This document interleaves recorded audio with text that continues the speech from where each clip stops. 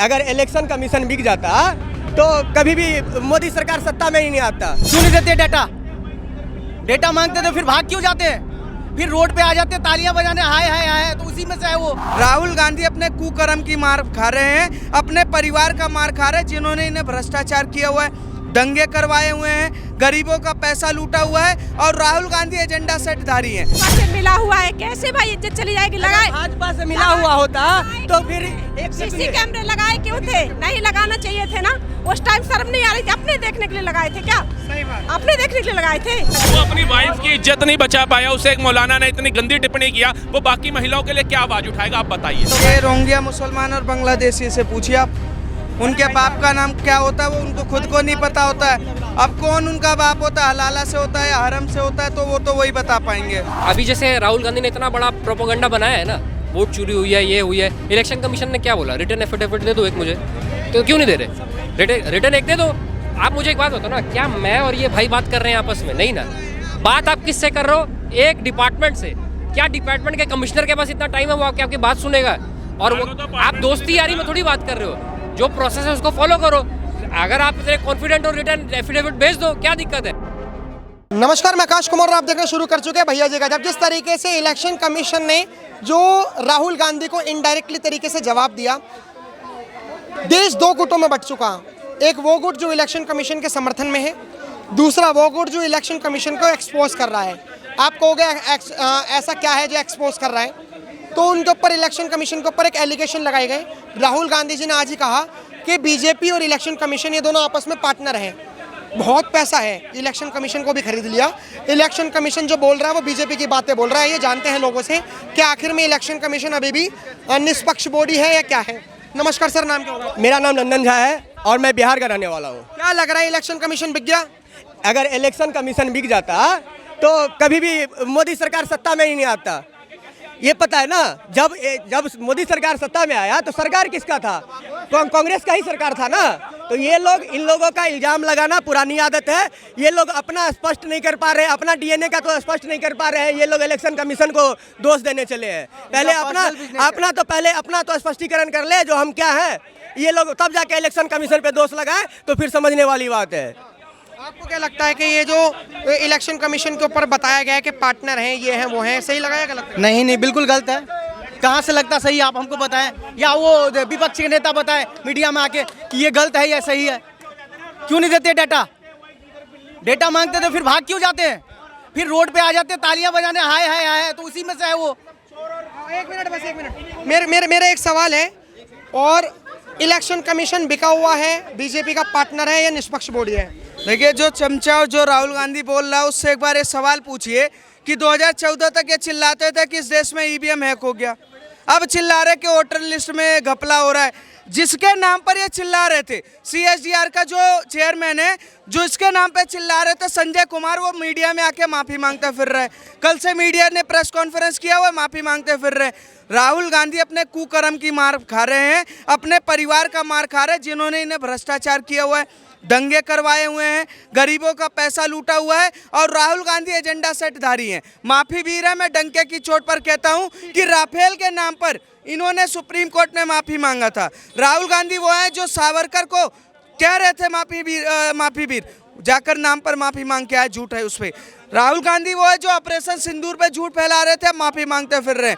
राहुल गांधी का एजेंडा इतना है कि इस देश में कहीं ना कहीं उनको सिर्फ वो देश को तोड़ने का काम करना है। और ये अमेरिका से, बाहर से कहीं से लेकर आए, इनको सीबीआई, ईडी, एनआईए, उसके बाद भारत सरकार, किसी पे भरोसा नहीं है। इनको भरोसा है लश्कर तैयबा पे, इनको भरोसा है हमास पे, इनको भरोसा है जैसे मोहम्मद पे, इनको भरोसा है ट्रंप पे। ठीक है सर, अब आप तीनों ने अपने अपने जवाब दिए। आप में से कोई कांग्रेस का समर्थन या फिर इलेक्शन कमीशन पर कोई सवाल उठा रहा है? एक बात मेरे को एक पूछना है, क्योंकि भैया जी गजब की जो टीम है वो हमेशा सच दिखाती है। मैं अब आपसे जो क्वेश्चंस करूंगा, लोग कहते हैं कि कमेंट में वो क्वेश्चंस कहते हैं कि करने चाहिए आप लोगों से। मेरा सीधा सीधा सवाल, इलेक्शन कमीशन से उन्होंने कहा कि सीसीटीवी फुटेज दे दीजिए। इलेक्शन कमीशन का रिप्लाई आता है कि क्या हम अपनी बहन बेटियों की ऐसे कोई तस्वीरें दे देंगे? तो इस पर क्या कहना चाहिए? मैं जवाब देना चाहता हूँ। ये हार और निराशा की लड़ाई है। आप मुझे एक बात बताइए, राहुल गांधी कह रहे सीसीटीवी कैमरा दे दीजिए, ये दे दीजिए, उसको चेक करते करते 272 साल बीत जाएगा। सुप्रीम कोर्ट का स्टेटमेंट है। मुझे एक बात बताइए कि राहुल गांधी कह रहे हैं ये हो गया वो हो गया। 2014 से पहले जब भाजपा की सरकार नहीं थी, क्या भाजपा इलेक्शन कमीशन पे सवाल उठाती थी? क्या भाजपा हारने के बाद कहती थी इलेक्शन कमीशन ने घोटाला कर दिया? ये कर्नाटक जीतते तो कहते सही, तेलंगाना जीतते तो सही, 99 सांसद आते तो सही, राहुल गांधी कुछ चुनाव जीते तो सही, पर नरेंद्र मोदी 2024 में लोकसभा का चुनाव होता है और कहते हैं कि उसमें वोट फेर हुआ था। अगर वोट फेर हुआ था तो वोट फेर करने वाला क्या 240 ही वोट लाता, सीट लाता? वो 272 से ऊपर लाता ना, इसलिए लाता कि उसकी मजबूत सरकार बने।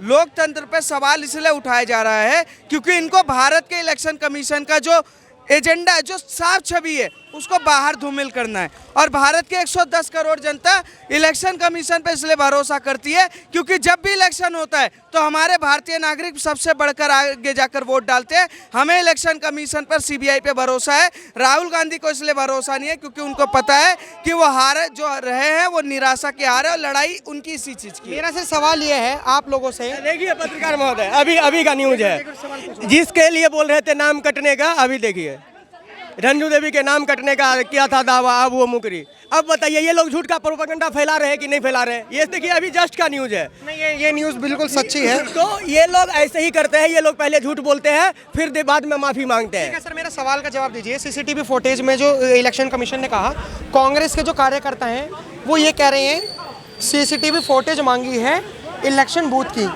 कोई बेडरूम की फोटो नहीं मांगी कि बहन बेटियों की इज्जत चली जाएगी। वो कांग्रेस के कार्यकर्ता ये भी कह रहे हैं कि जब कोई लड़की बुर्का पहनकर आती है, औरत बुर्का पहनकर आती है, तो ये चेक करा जाता है कि कहीं इन्होंने एक से ज़्यादा फर्जी वोट तो नहीं डाले, तो उनके बुर्के उठा के देखे जाते हैं। और जब सीसीटीवी की बात आती है तब माँ और बहनों की इज्जत जा रही है। ये कैसा सवाल है? सर बिल्कुल चेक किए जाएंगे, चाहे बुर्का हो चाहे सलवार हो, मतलब जो भी हो चेक किया जाएगा। मुझे उसमें कोई वो नहीं है। मैं सलवार नहीं, मैं एक सवाल का जवाब दे दूं। सलवार की बात मत करिए। मैं एक चीज बता दूं, मैं साफ सीधी मीम बनेगी बता दूं, वोट की चोरी बर्दाश्त नहीं की जाएगी। और जानकारी के लिए बता दूं, जब इलेक्शन होता है तो वहां पर हर उम्मीदवार का 2 से 3 वहां पर वो बैठा होता है।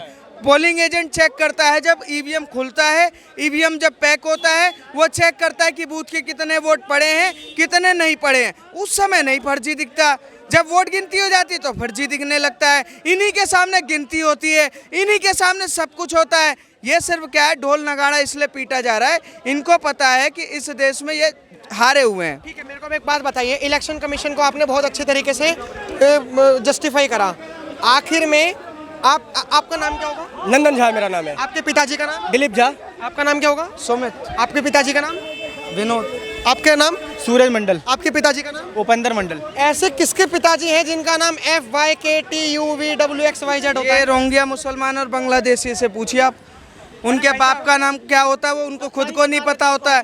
अब कौन उनका बाप होता है, हलाला से होता है या हरम से होता है, तो वो तो वही बता पाएंगे। इसमें हिंदू भी तो थे जिनके वोटर आईडी कार्ड में बाप का, और जिसने डाटा जारी किया था वो माफी मांग रहा है। संजय कुमार, आपने चेक नहीं किया? CSDR का जो चेयरमैन है वो डेली माफी मांग रहा है 2 दिन से, जब से हलफनामा जारी करने के लिए गया है वो माफी मांग रहा है। जिसको तथ्य बना के राहुल गांधी लगातार धरने प्रदर्शन दे रहे थे, SIR चिल्ला रहे थे, उस पर अब माफी मांग रहा है। और SIR पहली बार नहीं हो रहा है, पंडित जवाहरलाल नेहरू के कार्यकाल में हुआ, राजीव गांधी में हुआ, इंदिरा गांधी के में हुआ, मनमोहन सिंह के में हो रहा है और हर प्रधानमंत्री के कार्यकाल में होता है। ऐसा ही नरेंद्र मोदी के कार्यकाल में हो रहा है। इसमें कोई वो नहीं है। संविधान स्वतंत्र रूप से चुनाव आयोग को स्वतंत्रता से काम करने का अधिकार देता है, उसका किसी पे कोई दबाव नहीं होता। अगर दबाव होता तो 2004 से लेकर 2014 के बीच में ये इलेक्शन क्यों नहीं जीते? इन लोगों का एक ही बात है, ये लोग समझ रहे हैं जो अब हम लोग कभी भी सत्ता में आने वाले नहीं हैं, इसी के वजह से ये इलेक्शन कमीशन पे और देश विरोधी गतिविधियां में शामिल होते हैं। इन लोगों को अब जो है ये अब भारत का जनता जो है ना, अब इन लोगों का नटंकबाजी से डेली उब चुका है, क्योंकि ये लोग तो डेली नया मतलब मीम लेके आ जाते हैं। अब भारत एक ही है, मजबूत भारत है। ये भारत जो है ना इन जैसे चमचों से नहीं चलेगा। जो हमारे देश भारत हित का बात करेगा उसी के साथ ये पूरा हिंदुस्तान खड़ा है। अब एक बात बताइए, इलेक्शन कमीशन ने जो हाउस नंबर 0 थे उसको तो जस्टिफाई करा, उन्होंने हर चीज़ को जस्टिफाई करा, लेकिन ये बताया जा रहा है आंकड़ों के हिसाब से कि जो 1 घंटे कुछ मिनट की जो प्रेस कॉन्फ्रेंस हुई उसमें ऐसा लगा एंड तक आते आते कि ये बीजेपी ने लोगों को छोड़ दिया। देखिए श्रीमान, ये बात होता है, ये गांव से बाहर होता है ना मकान, गांव ये जो है ना गांव से बाहर होता है। जैसे कहीं पे सिटी जाइए, कहीं पे शहर जाइए, वहाँ पे होता है मकान नंबर। और यहाँ पे जो है, जहाँ पे बिहार की जो बात बोल रहे हैं वो लोग, बिहार में माँ बाप के नाम से जाना जाता है, इसी के लिए वो लोग इतना परपराने का काम। आपका नाम क्या होगा? किरण, कहाँ से आप? लखनऊ से। क्या लग रहा है कि मोदी जी या योगी जी वोट चोर हैं क्या? बिल्कुल बिल्कुल वोट चोर है। आखिर में वोट चोर कैसे हैं? अरे इतना वोट उन्होंने बढ़ा रखा है, देख तो रहे हैं आप, क्यों नहीं दिखा रहे? सीसीटीवी दिखाना चाहिए ना। लेकिन इलेक्शन कमीशन तो कह रहा है कि सीसीटीवी फुटेज दिखा दी तो बहन बेटियों की इज्जत चली जाएगी। भाजपा से मिला हुआ है, कैसे भाई इज्जत चली जाएगी? लगाए, भाजपा से मिला हुआ होता तो फिर एक सीसी कैमरे लगाए क्यों थे? नहीं लगाना चाहिए थे ना, उस टाइम शर्म नहीं आ रही थी? अपने देखने के लिए लगाए थे क्या? सही बात। अपने देखने के लिए लगाए थे, शर्म आनी चाहिए। ठीक है, मैं सवाल का जवाब ले लेता हूँ। ये कह रहे हैं कि अगर सीसीटीवी फुटेज दिखा नहीं रहे तो लगाए क्यों थे? नहीं। तो डेमो ये दिखाने के लिए लगाए? नहीं, एक बात बताइए, जब ये लोग जब चेक होता है कोई चीज तो ये लोग बोलता है कि नहीं यहाँ पे गतिविधि कर रहा है, जो ये लोग तोड़ने का बात कर रहा है, अगर बोलता है, अगर विपक्षी बोलता है पहले। इनका सवाल कुछ और था। इनका सवाल ये सीसीटीवी फुटेज क्यों नहीं दिखा रहा? वही मुद्दा पे आ रहा हूँ। ये लोग बोल रहे हैं जो दिखा दो, इन लोगों को क्या जरूरत है? बोलिए, इन लोगों को क्या, किसके लिए दिखाया जाए? जरूरत इसलिए है, जैसे मान क्यों थे? मैं तो वही कह रही हूँ, लगाने की क्या जरूरत? सर मैं बता रहा हूँ, मैं आपके थोड़ा क्वेश्चन को क्लियर करता हूँ। मैं कह रहा हूँ कि जैसे ये आप कह रहे हो कि क्यों दिखाने की जरूरत है, जिस तरीके से इलेक्शन कमीशन की जो रिपोर्ट्स थी, हार्ड कॉपी थी, उसके जरिए से दिखाया गया कि एक घर से 80 वोटर आ रहे थे। उसी तरीके से भैया एक मिनट, उसी तरीके से ये दिखाना है कि एक वोटर कितने लोगों को कितनी जगह वोट कर रहा है। आपका ये क्वेश्चन है? बिल्कुल। तो मोदी जी वोट चोर हैं? बिल्कुल बिल्कुल है, 100% है। 100% है। सर आपको क्या लगता है, मोदी जी वोट चोर हैं?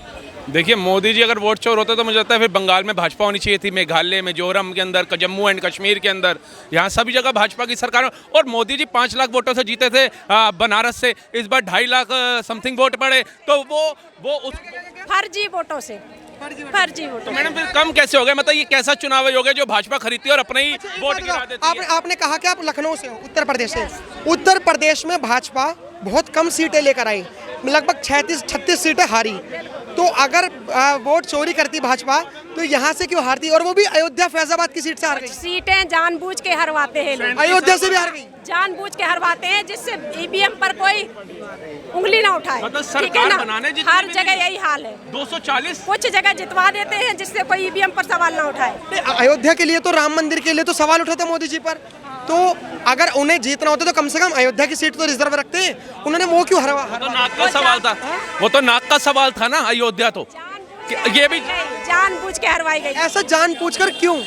क्योंकि आप लोग ईवीएम के खिलाफ न खड़े हों, ईवीएम के लिए आवाज ना उठाएं, तो फिर चुनाव आयोग ने बैलेट पेपर से आप चुनाव ना कराएं, सिर्फ यही। अच्छा, ईवीएम सर खरीद ली, आपके हिसाब से ईवीएम अगर हैक कर ली तो चुनाव आयोग खरीदने की क्या आवश्यकता? आपको क्या लगता है, बैलेट पेपर से दोबारा चुनाव करवाने चाहिए? बिल्कुल करवाना चाहिए। अच्छा, एक बात बताइए, बैलेट पेपर क्यों हटाया गया था? अगर मैं इतिहास की बात करूं तो कुछ तो कमी रही। नहीं सर, बैलेट पेपर से कराना चाहिए मैडम, कराना चाहिए। ये राजेश खन्ना जी, राजीव गांधी और सोनिया गांधी इकट्ठे डाल रहे हैं बैलेट पेपर से।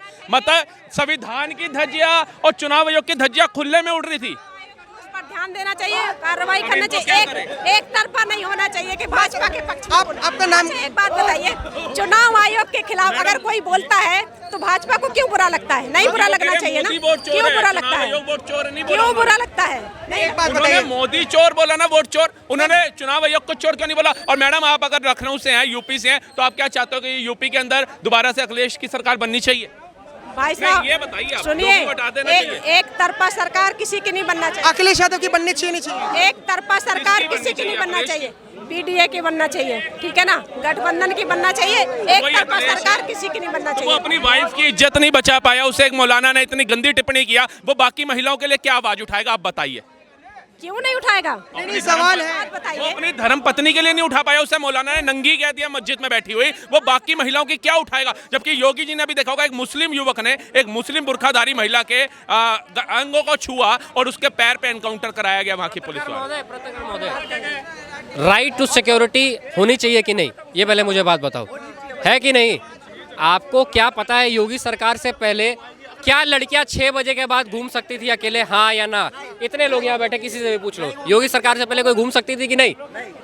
उत्तर प्रदेश में आपको पता है कि पहले रेप का अमाउंट कितना था, रेप का काउंट कितना था, आज कितना है? छोड़ो यार, योगी सरकार की बात हटाओ, नॉर्मल बात करते हैं, हिंदू मुस्लिम वाली बात हटा दो। विकास दुबे गाड़ी पलटती है, दुबे क्या है, हिंदू है कि मुसलमान? सर हमारा मुद्दा वो नहीं था। आप मेरे को एक शब्द एक लाइन में बताइए कि वोट चोर मोदी है या नहीं है? अरे वोट चोर कैसे? वो एंटी एलिगेशन लगा के गई है। ठीक है भाई, अब मैं सब अभी जैसे राहुल गांधी ने इतना बड़ा प्रोपोगंडा बनाया है ना, वोट चोरी हुई है, ये हुई है, इलेक्शन कमीशन ने क्या बोला? रिटर्न एफिडेविट दे दो एक मुझे, तो क्यों नहीं दे रहे? रिटर्न एक दे दो।